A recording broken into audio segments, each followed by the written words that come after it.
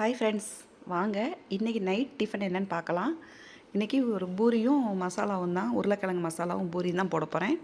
பாருங்கள், நான் கடுகு கடலைப்பருப்பெல்லாம் போட்டு தாளிச்சாச்சு. இந்த பக்கம் நான் பெரிய வெங்காயம் ஒரு 3 பெரிய வெங்காயம் எடுத்து நறுக்கி வச்சுருக்கேன். இந்த பக்கம் ஒரு பெரிய தக்காளி கட் பண்ணி வச்சுருக்கேன். 2 பச்சை மிளகா போட்டிருக்கேன் ஃப்ரெண்ட்ஸ். ஏன்னா வெயில் காலமாக இருக்குது, ரொம்ப காரம் சேர்க்க வேண்டாமேன்ட்டு. இங்கே பாருங்கள், நல்லா இதை வதக்கி விட்டோன்னே தண்ணி ஊற்றிக்கலாம். தண்ணி ஊற்றுனதுக்கப்புறம் அதுக்கு தேவையான அளவுக்கு மஞ்சள் பொடி, நான் ஏற்கனவே உருளைக்கிழங்குல மஞ்சள் பொடியும் உப்பும் போட்டு தான் வேக வச்சுருக்கேன். இப்போ நம்ம இந்த மசாலா அளவாக மட்டும் நம்ம மஞ்சள் பொடி உப்பும் போட்டுக்கலாம். இப்போ போட்டோடனே ஒரு கொதி கொதிச்சா போதும் ஃப்ரெண்ட்ஸ். ஏன்னா நான் வெங்காயம் நல்லா வதக்கியாச்சு. இது ஒரு கொதி கொதித்த உடனே நம்ம அந்த உருளைக்கிழங்கு வேக வச்ச உருளைக்கிழங்கையும் நம்ம போட்டுக்கலாம். நான் கையில் தான் மசிச்சு விட்டேன் ஃப்ரெண்ட்ஸ். ஆனால் கொஞ்சம் 1, 2 கொஞ்சம் இதாக இருக்குது, பெருசு பெருசாக இருக்கிற மாதிரி இருந்தது. நான் எப்பயுமே கையில் தான் ஃப்ரெண்ட்ஸ் மசிப்பேன். நல்லா மசிச்சு விட்டுட்டேன்.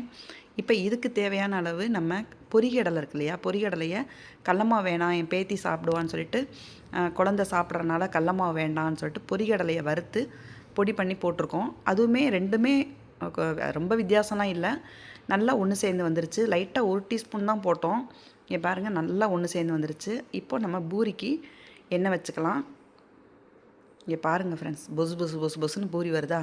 இதுக்கு என்னென்னா, மாவை கெட்டியாக பிணையணும். பூரிக்கு மட்டும் கெட்டியாக பிணையணும். நம்ம ரொம்ப லேசாக தேய்க்கக்கூடாது. கொஞ்சம் தடிப்பமாக இருக்கணும்.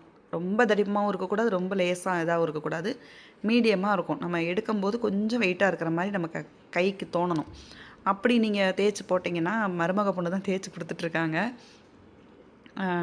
சரி நீங்கள் தேய்ங்கம்மா, நான் போட்டு எடுக்கிறேன் அப்படின்னு சொல்லிட்டு மருமக பொண்ணு தேய்ச்சிட்ருக்காங்க. இங்கே பாருங்கள், இந்த பூரியுமே உங்களுக்கு சூப்பராக வரும். 2வது மெயினானது என்னென்னா, எண்ணெய் நல்லா காய்ச்சல் இருக்கணும் ஃப்ரெண்ட்ஸ். நம்ம பூரி போடும்போது நல்ல காய்ச்சல் இருந்தால் தான், இங்கே பாருங்கள், நல்லா பொன்னிறமாக வருது பாருங்களேன்.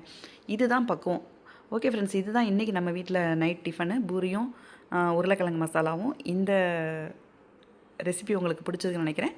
பிடிச்சிருந்தா லைக் பண்ணி, ஷேர் பண்ணி, சப்ஸ்கிரைப் பண்ணுங்கள். மறக்காமல் பெல் ஐக்கானை கிளிக் பண்ணுங்கள். தேங்க்யூ.